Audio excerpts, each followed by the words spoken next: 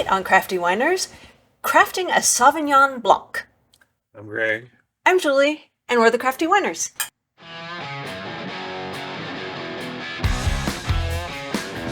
This is one of Julie's favorite wines. I like it better than Pinot Grigio. And I was being facetious. It's just a little... They tend to be real dry, and I don't mean the sugar's all been eaten by the yeast dry, just dry on the palate and kind of acid, which, I mean, the description when I was doing some research on it specifically said they're created to be more acidic. But it also is one of the only wines that goes with sushi, apparently, in case you wanted to know that. It's useful for those of us that don't like fish. Sauvignon Blanc actually is... It comes from France. It originated in the city of Bordeaux, actually, where you actually think of red wines coming from, not white wines, but it is a green grape. So it's not one of those white wines that they exclude the skin from. They actually use the skin in this. But I'm going to read this right here so I say it right. Sauvignon Blanc. It's from the French words sauvage, which means wild, and blanc, which means white. So I could have figured that one out. wild white, Blanc. wild white. So let's get wild with our white wines. That could have been your lead in. Okay, may I have some water, please? So this is Nature Blessed Concentrate. We'll have a link in the description.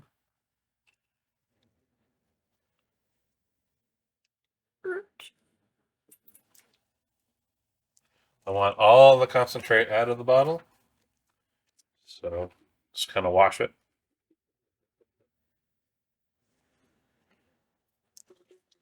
And we're going to fill the pitcher up to 96 ounces.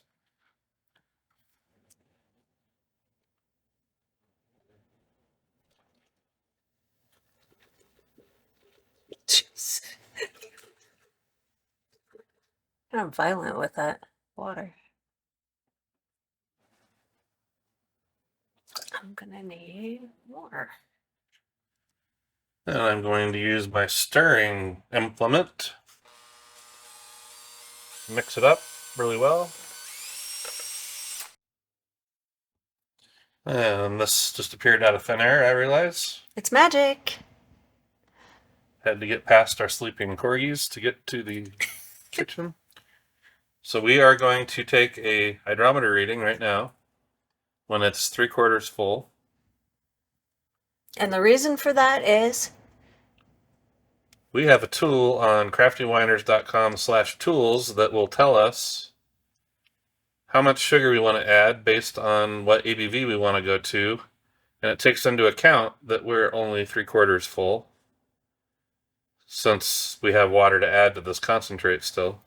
And the reason we started doing that was because we were not using this giant pitcher at the time, and sometimes we'd get up to the gallon mark and wouldn't have room for all the sugar that we had to add to it. So he created this calculator that will calculate it for you at half 75%. or 75%. And we know we'll have room in this container before we hit the gallon mark to add the sugar that we need to add. And we may not be adding any sugar to this, actually. Is it high again too? We'll know here in a minute.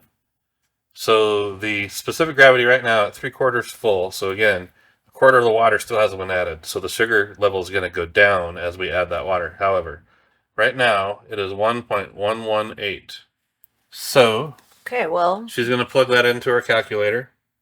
Is And we want 11.5% ABV. We would be okay with it being higher, but our experience with Premier Blanc and I guess everything else that we're doing with GoFirm and stuff, the final gravities are coming out super dry lately. So that means that it's going to be more than what the potential alcohol would be if it went to 1.000. If it goes to 0.990, which we've been having happen lately, that ends up giving you another 2% of alcohol over what you might have expected. And in a white wine, you can definitely taste it. It's not as tasty if you can taste the alcohol, in my opinion. So I plugged that in. I put in 11.5. It's saying that there's too much sugar. Okay, so we would either have to dilute it by putting in more water than we want to, over a gallon's total fill to dilute it, or we can just roll with whatever sugar's in there. But it's very little that it's like 0.35 ounces that you would take out, basically.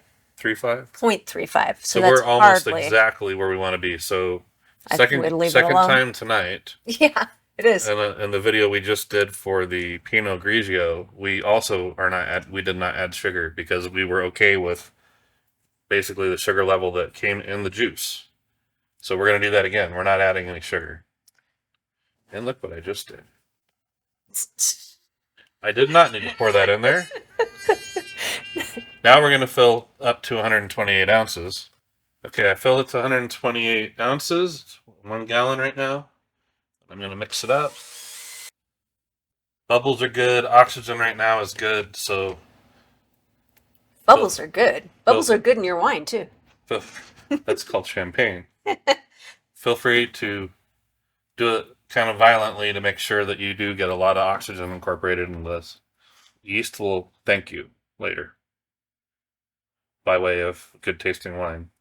You do have to put up with more bubbles to try to get your hydrometer reading. That's the only trade-off. But white wine you can see through, see the numbers if you have to, from underneath the wine level. Yeah, you created a lot of froth there. Yeah. So I'm looking, because of the froth I created, I'm looking through the liquid, and it's 1.088. Okay, well, right on the dot. That's what we wanted. So now I'm not going to put this back into here. Because we're going to use it in here. Put it in here, and she can use it to mix Pectic enzyme. Of which I'm going to add half a teaspoon. Thank you, by the way, for these things.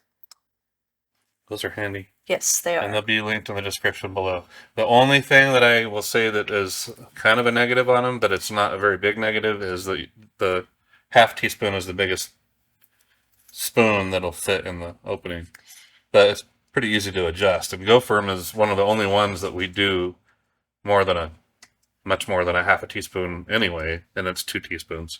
Well, and so if you have 1, 2, 3, 4 is not hard to do. They have the elongated ones too, so those would fit. That is true. Something we'll have to buy from Amazon.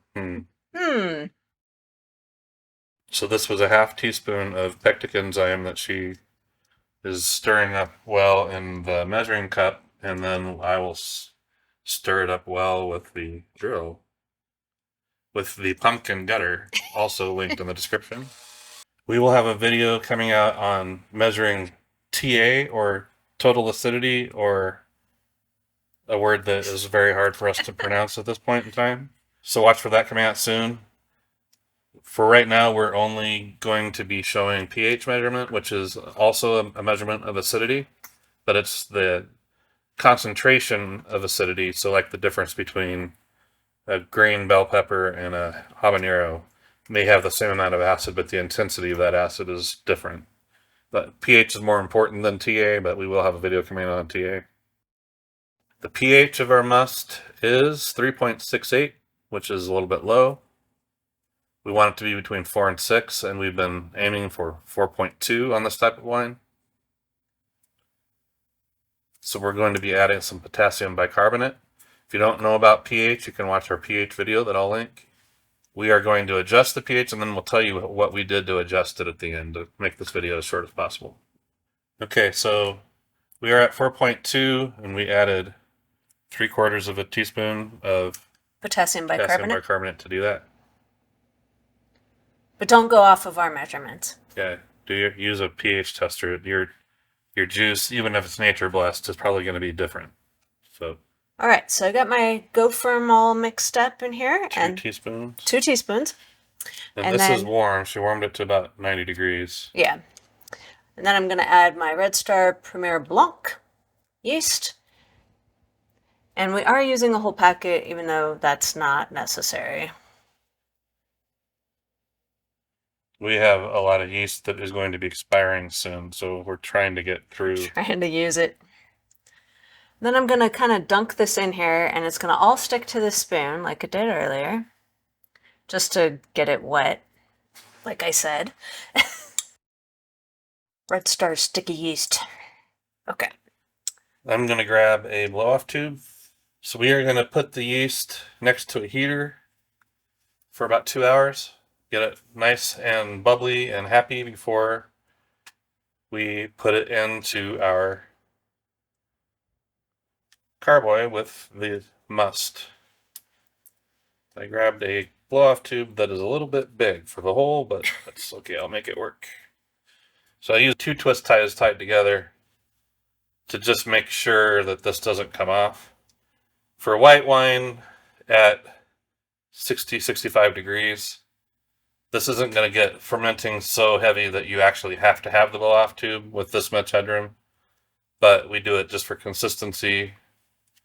Sometimes you might be surprised at how happy the yeast gets, and you don't want a lot of this to blow out a regular airlock and onto your floor. The last Chardonnay we did got all the way up here. It was really happy. It does happen, but so again, this is going to sit in a warm area for about 2 hours until it's nice and pumped up and happy. It gets poured into here, and then it'll be probably at least 2 weeks before the fermentation is done. However, on the 6th day, I'm going to use our food saver and degas this, get a bunch of the CO2 out, because the CO2 and yeast don't necessarily like each other. And then I'm going to add a teaspoon of Ferment O, which is another yeast nutrient, similar to GoFirm. And then I'm going to insert oxygen back into this using an aeration wand. You probably don't have these, but we will have the links on the description. None of these things are terribly expensive. Food Saver possibly being the exception. But if you have one, it's we have a oxygenation CO2 management video that you can watch, and I've got all of the different parts and stuff listed to make this a very easy process. So don't forget the GoFirm for red wines. It's on the 3rd day, 6th day for white wines. And then, assuming that this isn't done by the 12th day, add another ½ teaspoon of Ferment O. Check your specific gravity prior to doing that and make sure that it's at least 1.06 before you add the Ferment O. Because if it's done, or if it's under 1.000, you're just wasting the Ferment O and possibly adding a taste that you don't want to your wine. So we will be back in a couple of weeks when we're ready to rack this. Okay, so it has been about 2 weeks for us, not for you, luckily. And we are ready to go through the next step of this process. We're going to rack it. And all that means is we're taking it out of the primary fermenter into, as he likes to say, a second vessel. Ahoy. Ahoy, matey. Shiver me timber. So you start the auto siphon by pulling the plunger up and down a few times. Okay, so towards the end of this, I tip the carboy to try to keep the auto siphon in a deep enough part to keep the siphon going, because if it stops, it can be hard to get it restarted when there isn't a lot of liquid. I don't want any of the lees to come up with it. Just want wine. So kind of back a little bit of a balancing act, literally. A balancing act. Okay, so it got a little tricky at the end. We accomplished it. We got this. Okay, we're going to clear this off and then we'll continue. Okay, so we've got some working room. I guess we should figure out what the ABV is. What was our final gravity? 0.996. Okay, so she can use our tool at craftywiners.com/tools. There's a calculate ABV tool. And it started at 1.088, ended at 0.996. We're using the complex calculation, which brings it to... That is a formula that you can't easily do on a calculator, but I will put the formula up on the screen so that you can be aware of what it is. And it brings that to 12.78. And if you remember, this concentrate we used already had a whole lot of sugar in it. We didn't have to add sugar. anything.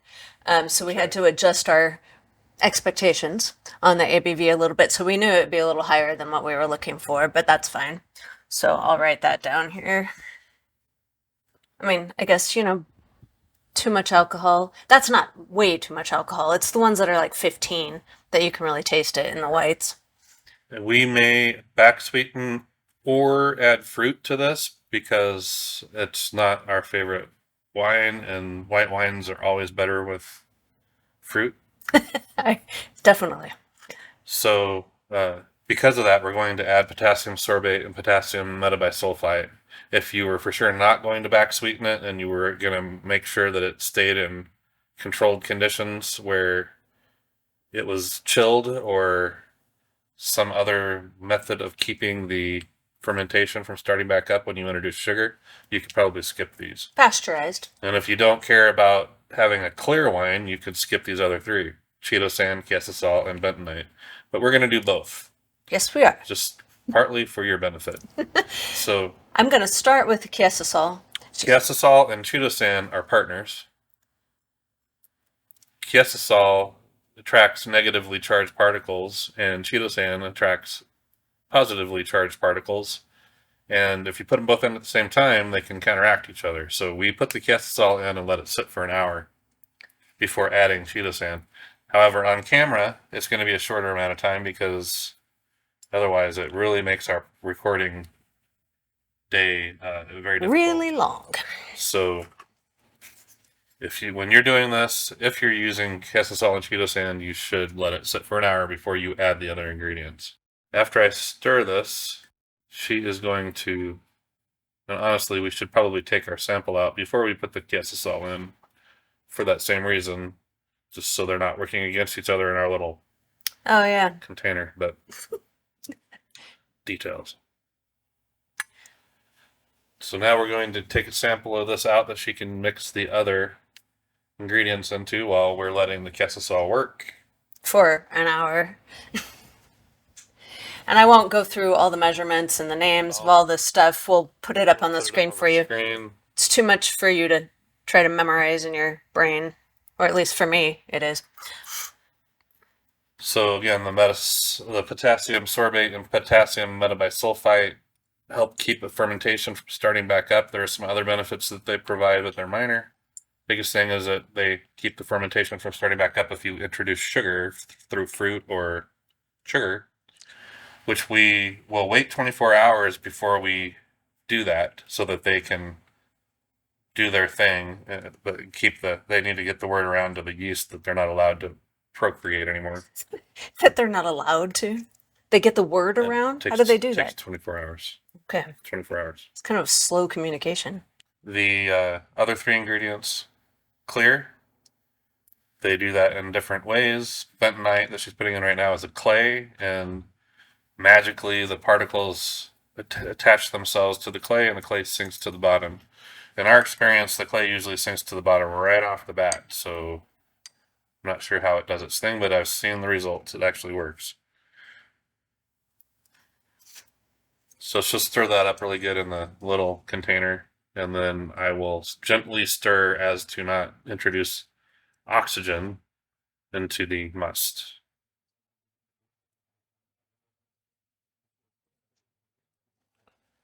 While we're waiting for that, we would normally degas this using a food saver. Under the circumstances, we're not going to do that.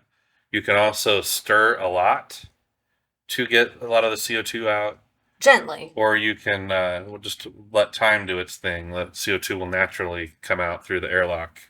But that could literally take a couple of months to do that way. We're not normally that patient. But you need to make sure that all the CO2 is out before you bottle it. Or you could have unintended consequences. Bottle bombs. Surprising unintended consequences. That are messy.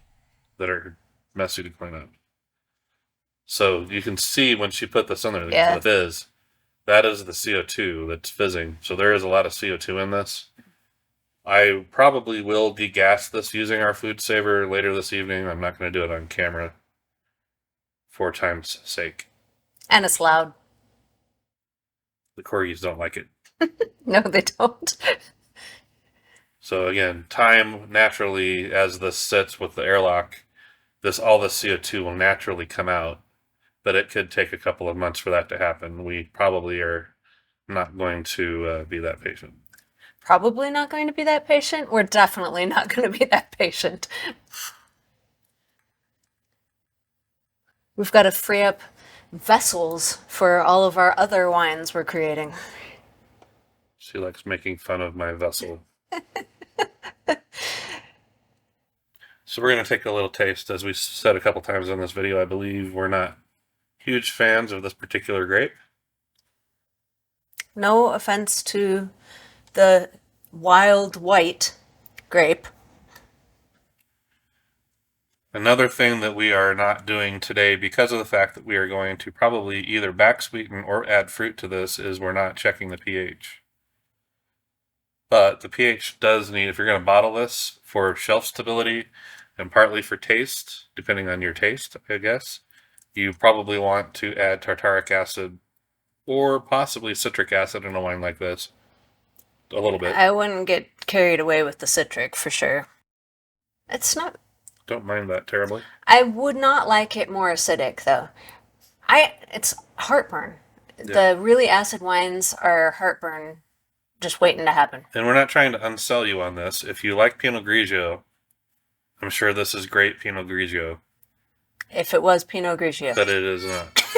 Sauvignon Blanc. If you like Sauvignon Blanc, this is probably fine. I'm sure it's good. And if you really like it, you probably would want to up the acid intensity. But I think I don't know if it needs back sweetening, but I might play around with a little bit of fruit, peaches or something in it. Yeah. I wouldn't go out of my way to get this, but again, I'm not trying to talk you out of making this wine. If you like Sauvignon Blanc, Please make it. You're going to love this, I'm sure. It's just not my cup of tea. He just drinks red wine all the time. Yeah, I'm a red wine guy. And I like Chardonnay. That's my go-to white. So, and everybody knows Chardonnay is quite a bit different than Sauvignon Blanc. So. Yeah. But yeah, I think we might play with that, and I will like it. So this is the last of this video. The next step, after you sweeten, add fruit, whatever, again, after 24 hours from now, to let the sorbate and the metabisulfite do their jobs. Spread the word. You would let this sit for enough time to degas, unless you're going to food save degas it, and then bottle it. And we have a video on bottling. We're not conditioning this in any other way. I mean, if you're not, I don't think you would ever oak this or. No. But, if we put fruit in it, we'll probably let it sit on fruit for 6 days or so. And then we'd bottle it right afterwards. Yep. So, bottling video I linked. Watch that for what you would do next. And that, again, is going to be after you get the conditioning that you want to do done, back sweeten, fruit, whatever. And all the CO2 out. All the CO2 out. That's important. So we hope you try this, even after we, said how much we don't like Sauvignon Blanc. That's not really true. I'll drink it sometimes. It's good with fish. It is. Sauvignon Blanc is good with fish. Fish is not good with anything. He doesn't like fish, even though he's the one with the vessel. Even though I'm Swedish. I wouldn't survive a day in Sweden. Nope. But yeah, I hope you try it. If you do, let us know how it turned out. We'd like to know, and if you have any questions, we'd be happy to answer them. Please like this video and subscribe. If you've already subscribed to our channel, thank you very much. We appreciate you. Till next time, cheers.